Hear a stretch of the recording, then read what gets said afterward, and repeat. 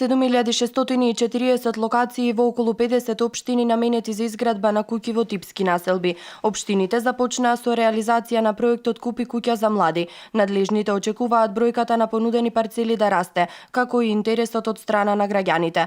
Граѓаните секојдневно можат да се информираат во новоотворените канцеларии. Отворивме 33 канцеларии во општините во Република Македонија, во подрачните единици на Управата за имотно-правни работи и Управата за јавни приходи.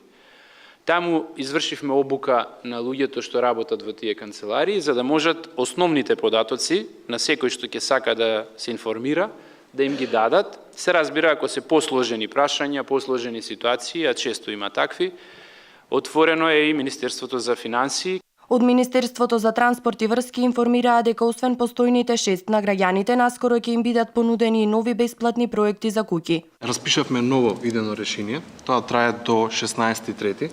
за нови 6 типски проекти. Станува збор за 50, 70, 90, 110, 130 и 200 метри квадратни.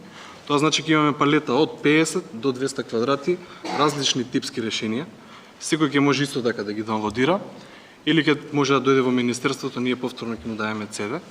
Но јас планирам овој пат 6 да одбереме типски, но ако има и други фасадни добри решенија, и тие да ги направиме.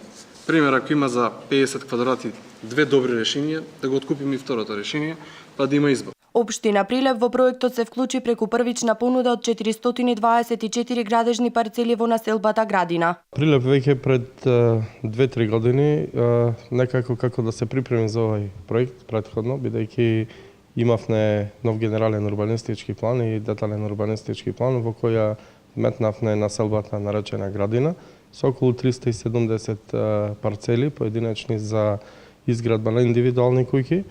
Парцелите се движат со различна големина, од 150 квадрати па се до 1000 квадрати во зависност од интересот и потребите на граѓаните кои аплицираат по електронски пат да го купат земјиштето, да приложат проект, да извадат одобрение за градба и да изградат своја куќа, односно покрив над главата. Ристески исто така посочи дека не е исклучена можноста да понудат и парцели во други населби и населени места, во зависност од интересот на граѓаните. Ние ќе развиваме, имаме уште една во генералниот урбанистички план, каде што можат да се изведат некаде околу 100 до 150 индивидуални плацеви за изградба на индивидуални куќи, тоа е во близина на населбата Точила.